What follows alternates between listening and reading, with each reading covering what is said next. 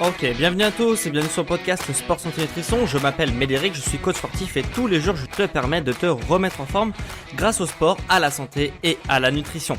Et aujourd'hui, je vais faire un podcast spécial pour des personnes que j'ai peut-être délaissées durant tous mes podcasts. C'est des personnes qui souhaitent reprendre le sport après plus de 20-30 ans d'arrêt. Et le truc, c'est que je parle beaucoup de sport entre guillemets de jeunes, c'est-à-dire quand t'as pas trop de problèmes, mais que t'as des petits problèmes et que tu veux essayer de les résoudre. Mais quand on n'a pas fait de sport, pas fait d'activité physique depuis 30 ans et qu'on on a pris conscience de ça après 20, 30 ans d'arrêt, 10 ans d'arrêt et qu'on se décide de se remettre au sport, on voit que forcément on n'a plus la jeunesse de nos 20 ans et que c'est compliqué et que ça nous fait peur et que voilà, donc ça je comprends tout à fait. Donc pour moi, je vais essayer de donner des astuces pour vraiment te permettre de te reprendre en main si tu souhaites te reprendre en main, même après 20, 30 ans d'arrêt, quel que soit ton objectif. Alors déjà, je le fais. C'est Frédéric qui m'a posé une question sur Messenger. C'était son cas justement, et il voulait que je fasse un podcast. Donc petite dédicace à lui. Je fais un podcast pour ce type de personnes-là. Donc le mieux déjà, c'est de se faire. Je vais pas rentrer dans le détail, mais vraiment le mieux, c'est de se faire encadrer par un coach sportif qui saura vous comprendre, qui pourra vous donner des objectifs, qui pourra vous donner des exercices en fonction de vos objectifs et en fonction de votre morphologie. Essayez de trouver un coach qui soit assez calé, puis qui puisse bien vous suivre. Et voilà. Mais moi, je vais quand même essayer de vous donner quelques astuces généralistes pour quand même vous permettre de progresser et de reprendre le sport, même si ça fait longtemps. Après, c'est au cas par cas normalement. Mais je vais essayer quand même de vous donner quelques grandes idées. Tout d'abord, je pense qu'il faut quand même voir un médecin du sport, parce qu'un médecin généraliste, par définition, c'est généraliste. Donc, ça veut dire qu'il est compétent sur tout et sur rien. Désolé pour les médecins généralistes, mais voilà, ils sont compétents sur énormément de choses, sur quasiment tout même. Mais du coup, ils sont spécialisés sur rien. Donc le mieux, c'est de se faire encadrer par un médecin du sport, je pense. Prendre rendez-vous avec un médecin du sport pour vraiment qu'il puisse vous dire votre état de santé et si vous pouvez ou pas reprendre le sport et dans quelles conditions. Donc après, une fois qu'on a fait ça, ce que je vous conseille, c'est de demander à votre médecin du sport. S'il vous dit tout va bien, très bien. S'il vous dit attention le cœur machin, ou attention les poumons machin, ce que je vous conseille, c'est de lui demander combien de pulsations durant votre entraînement vous pouvez atteindre maximum.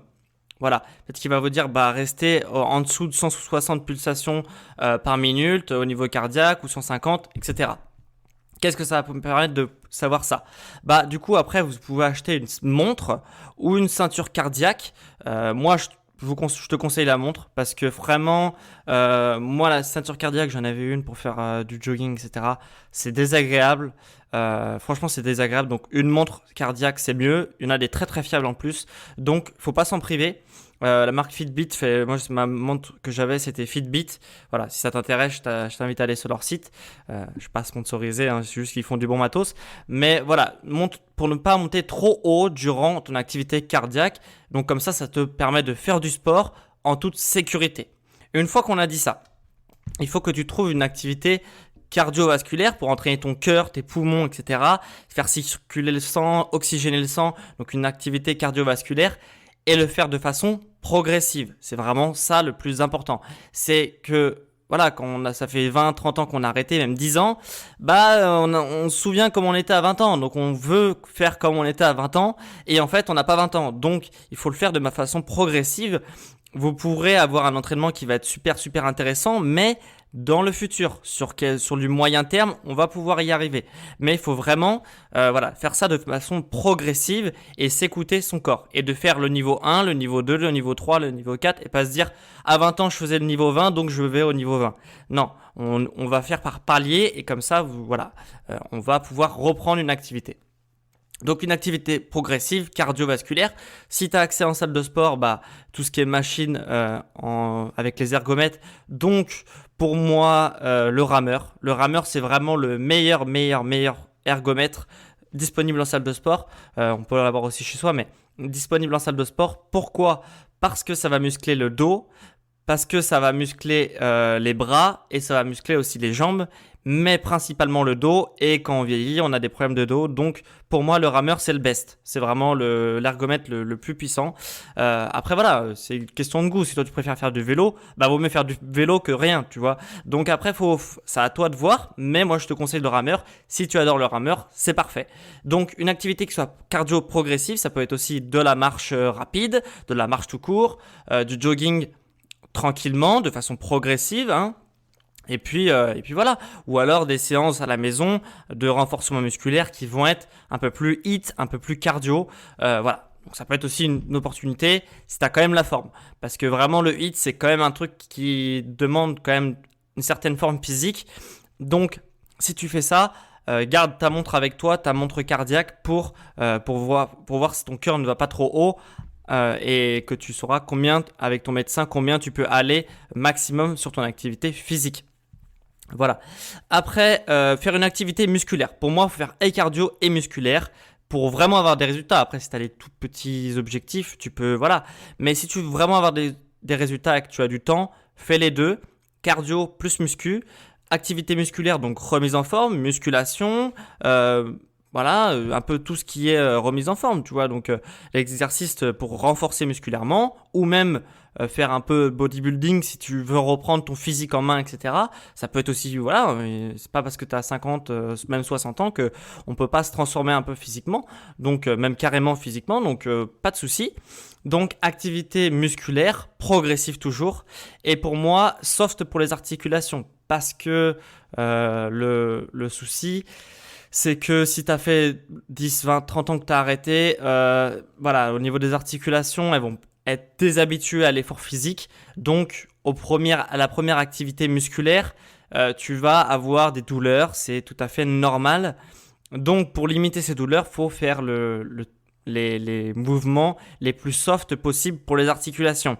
Et c'est pour ça que pour moi, tout ce qui est haltère, tout ce qui est barre, pour un premier temps, il faut que tu oublies parce que les haltères et les barres sont soumis à la gravité, hein, donc c'est le poids de l'haltère plus la gravité qui va te faire que ton mouvement est dur à exécuter. Et le problème de la gravité, c'est que c'est un peu, c'est pas du tout linéaire comme mouvement, c'est saccadé. Donc ça veut dire qu'en fonction de là où tu vas situer pendant que tu vas être dans ton mouvement, ça va mettre plus ou moins de pression sur ton articulation. Donc moi, ce que je te conseille, c'est plutôt de te diriger vers les poulies. Les poulies, hein, si tu es en salle de remise en forme, donc les poulies, hein, tu vois ce que c'est le câble là où tu peux mettre des poids. Sur les machines où il y a une poulie, vas pouvoir faire ça aussi. En attention à faire gaffe à l'amplitude du mouvement, faire sur des amplitudes réduites, puisque plus tu vas avoir une grande amplitude, plus tu vas progresser certes, mais nous ce qu'on veut c'est préserver les articulations et petit à petit faire de l'amplitude la plus grande possible. Donc dans un premier temps, fais une petite amplitude sur tes mouvements, fais pas forcément des mouvements complets, ça viendra avec le temps, il faut faire vraiment ça de façon progressive. Et si tu t'entraînes à la maison, ce que je t'invite à faire, c'est de t'entraîner avec élastique. Les élastiques, c'est vraiment extraordinaire. Vraiment, moi j'ai redécouvert les élastiques avec le confinement. J'en ai acheté plein avant, heureusement, et du coup j'ai vraiment fait que ça pendant 2 mois là. Donc les élastiques, c'est vraiment extraordinaire. Surtout que c'est pas soumis à la gravité, parce que c'est juste la tension où tu attaches l'élastique et comment tu fais ton mouvement qui va te faire que le mouvement est compliqué. Donc pas du tout soumis à la gravité et le mouvement est exponentiel, c'est-à-dire que plus tu tires sur ton élastique, plus ça va être dur. Donc en fait tu vas avoir un mouvement, tu vas pouvoir maîtriser toutes les phases de ton mouvement parce que tu vas savoir que plus tu tires, plus ça va être dur. Donc alors que l'haltère, c'est aussi le poids de l'haltère plus la gravité. Donc la gravité tu la maîtrises pas sur ton mouvement, donc c'est plus dangereux. Tu pourras en passer par ça si tu aimes ça dans un second temps, mais dans un premier temps, il faut que tu habitues tes articulations. Donc plusieurs mois de pratique avec des poulies, avec des machines en amplitude réduite et avec les poulies aussi en amplitude réduite et avec des élastiques. Et là, pendant plusieurs mois, tu fais ça, tu vas habituer tes articulations Et après, tu pourras passer sur un mouvement, sur des mouvements avec haltères, peut-être si tu as pas de douleur, si tu commences à renforcer tes articulations. Voilà. Dans un second temps, après plusieurs mois de pratique, au moins 6 mois, je pense, sans haltères, sans barre, si tu reprends ton activité, c'est le minimum. Attention à faire aussi, deuxième point clé, troisième point clé même, hydratation. Hydratation, pourquoi? Parce que tes récepteurs responsables de l'hydratation vont être de plus en plus anesthésiés avec la vieillesse, hein. Donc ça ne veut pas dire que tu es vieux, ça veut dire que ça va, voilà, il y a des conséquences quand même. Et plus on vieillit, plus on a nos récepteurs qui sont anesthésiés de l'hydratation. C'est pour ça que par exemple les vieux, ils pensent pas à boire, etc. Les personnes qui sont vraiment très très très vieilles, et du coup ils pensent pas à boire parce que leurs récepteurs sont complètement endormis. Donc toi, durant ton activité physique, pense à boire même si tu n'as pas soif. C'est hyper important pour la santé de ton dos notamment parce qu'il y a des disques intervertébraux qui sont remplis d'eau. Voilà, la santé de tes articulations, etc. Pense à boire pour récupérer, mais aussi pour la santé de tes articulations. Après, si tu as encore du temps, donc déjà tu as du cardio, activité musculaire et hydratation. Bon, hydratation ça prend pas de temps. Si tu as encore du temps, étire-toi. Vraiment, étire-toi, c'est le troisième point que tu dois te focus par ordre de priorité. Donc cardio, musculaire, étirement. Étirement, pourquoi? De l'ensemble du corps. Alors, si tu n'as pas hyper beaucoup de temps, ça se dit pas, mais bref, par semaine, ce que je te conseille, c'est de travailler l'ensemble du corps, mais pas de faire une séance ensemble du corps plusieurs fois par semaine. Ce que je te conseille, c'est de faire une petite séance d'étirement où tu vas te focaliser sur tes membres inférieurs. Donc sur tes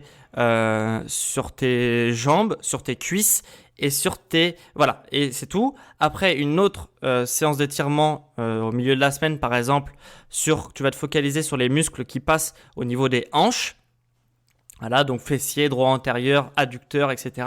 Voilà, des muscles qui sont attachés sur les hanches. Et après, haut du corps, notamment focus au niveau des épaules.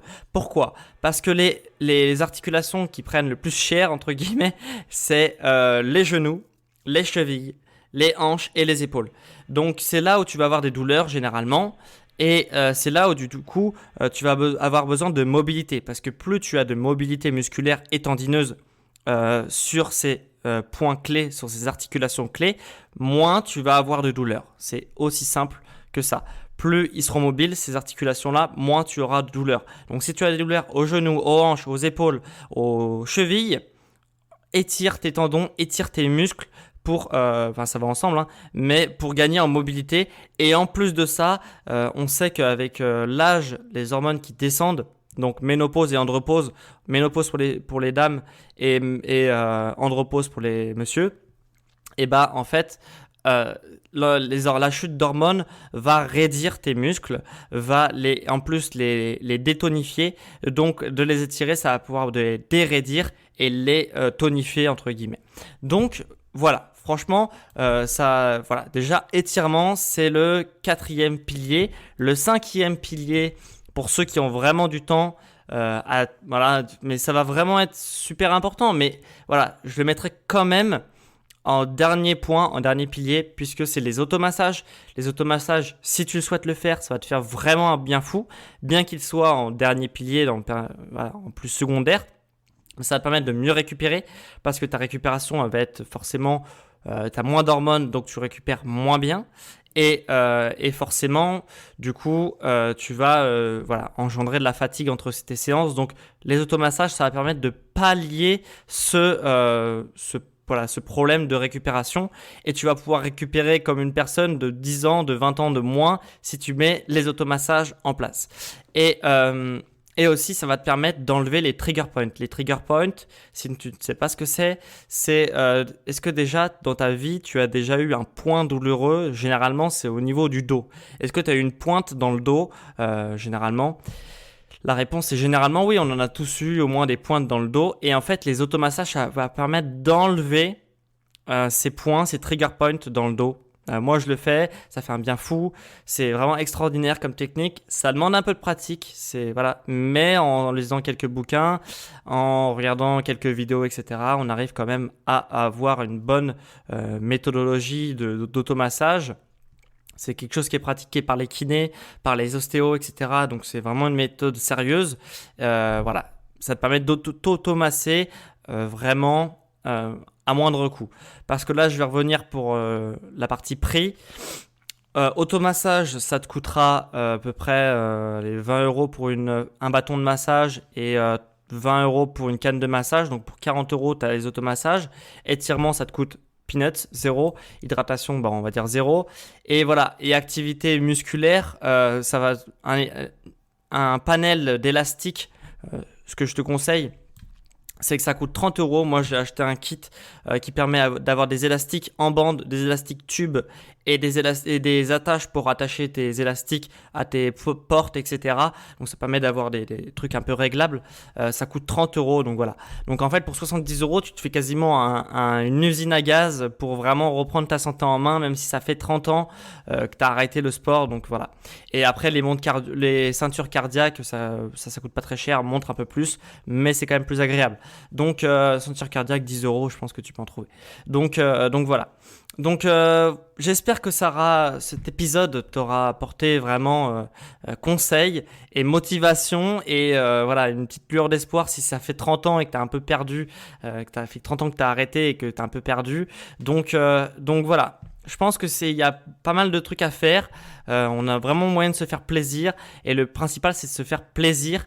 Mais la chose à faire attention, c'est la patience. C'est généralement, voilà, on veut reprendre trop vite. On veut faire nos sports un peu comme on était avant. Et voilà, patience, patience, patience. Et tu auras des résultats, tu reprendras et tu arriveras à avoir un corps rajeuni grâce au sport. Et bien sûr à la nutrition, mais là j'ai fait le focus sur le sport. Donc voilà, donc j'espère que ce petit podcast, cette petite émission t'aura plu, si c'est ton cas, si tu reprends après plusieurs années, des dizaines d'années même d'arrêt. J'ai fait un PDF où je vais te récapituler tout ça, des bouquins pour apprendre l'automassage, des étirements. Après, les conseils sur les montres, etc., l'hydratation, activité musculaire, cardio, enfin vraiment un truc assez complet qui te donne un peu les bases de chaque truc. Donc si tu veux aller plus loin, télécharge ce PDF qui sera bien sûr offert. Tu peux cliquer sur le lien en description pour télécharger ton PDF offert. Ou alors tu tapes sport, santé, nutrition sur Google, hyper simple. Et après tu vas sur l'onglet podcast et tu récupères ton PDF qui est offert. Donc on se retrouve demain pour un nouvel épisode sur le sport, la santé et la nutrition. Et on se dit ciao!